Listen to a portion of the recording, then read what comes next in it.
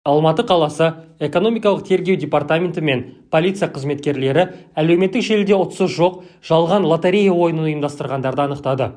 Олардың арасында әнші Ернар Айдар да бар.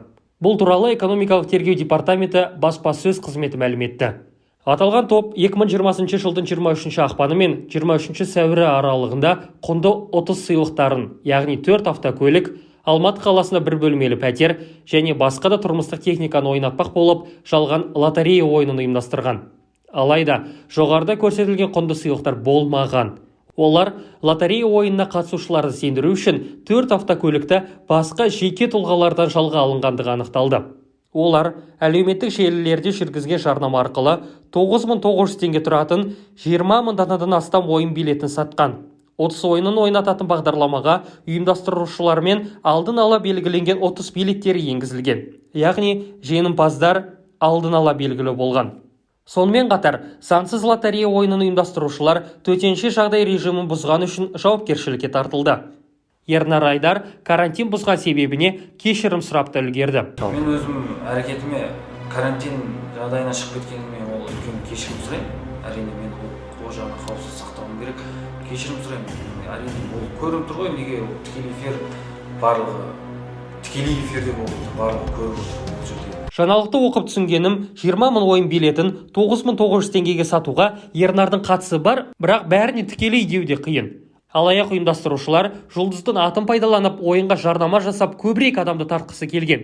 Яғни Ернар Айдардың атын пайдаланған. Ернар Айдардың келісімімен. Оған гиф үшін алаяқ ұйымдастырушылар көп гонорар төлеген. Естеріңізде ме, ломбард деген алаяқтар шыққанда көп жұлдыздың атына кір келді. Олар кейін жарнама жасар кезде рас өтірігін білмедік деп ақталды. Қазір де Ернар Айдар мен білмедім, мен де алдандым дейтіні 100%.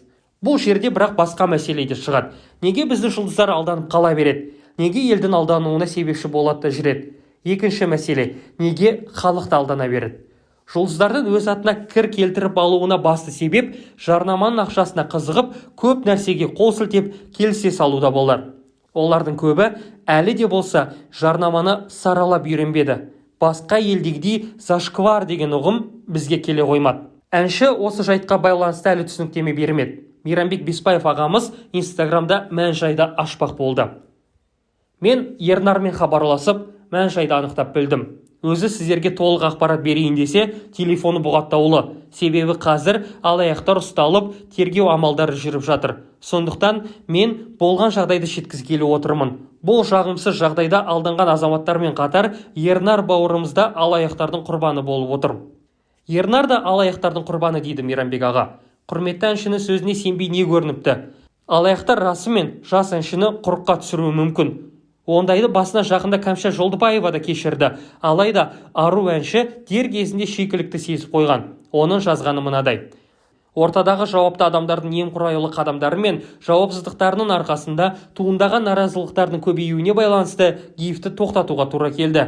Мен үшін ең басты мәселе халықтың алдында берген уәдені орындап, ұтысты өткізу болды. Сондықтан гиф үшін алған гонорарымды сол ұтысқа салып, жеңімпаздарға сыйладым. Қалған бөлігін сол ұйымдастырушыларға толығымен қайтарып жібердім. Әрі қарай барлық сұрақтарды сол кісілермен шешулеріңізді сұраймын. Кәмшат дер кезінде тоқтап қаражаттан айырылса да өз репутациясы үшін барын салды.